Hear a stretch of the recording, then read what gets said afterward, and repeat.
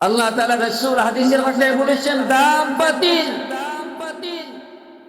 যে কিয়ামতের একটা বড় আলামত হলো যখন কিয়ামত চলে আসবে, সময়টা ঘনিষ্ঠ সময় চলে আসবে, এমন একটা সময় মানুষ দেখতে পারবে ওই মাটি থেকে এমন একটা প্রাণী আসছে, এমন একটা প্রাণী মহান রবের ইশারায় চলে আসবে। দেখবে বিস্মিত, আকস্মিত, ভয়ঙ্কর একটা প্রাণী।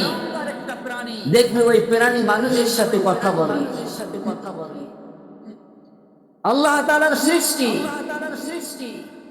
আল্লাহ মুমিনদেরকে এমন ভাবে ভালোবাসেন।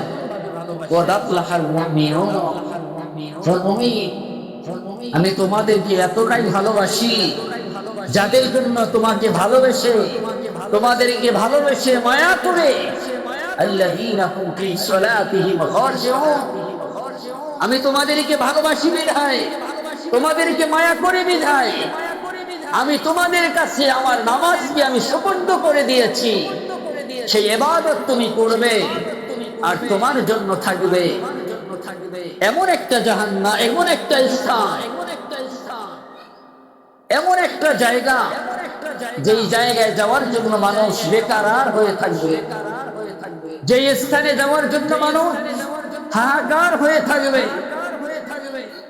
যে জান্নাত আমি এমন ভাবে সৃষ্টি করেছি, এমন নিখুঁত ভাবে আমি সৃষ্টি করেছি, তোমার এই জগৎ কি তুমি সবকিছু মনে করেছো? টাকার মায়ায়, নারীর মায়ায়, অন্য কিছুর মায়ায় তুমি জগৎটাকে বিচ্ছিন্ন করে দিয়েছো। আমি এই তোমার জগৎটাকে তোমাদের জন্য দিয়েছিলাম কামাই করার জায়গা, অর্জন করার জায়গা, তোমার ওই পরকালী জগৎটাকে সুন্দর করার মতো জায়গা।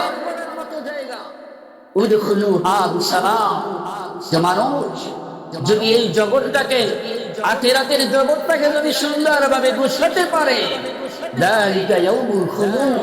আমি তাদের জন্য জান্নাতের দরজাটাকে খুলে দেই। বলি সুবহানাল্লাহ।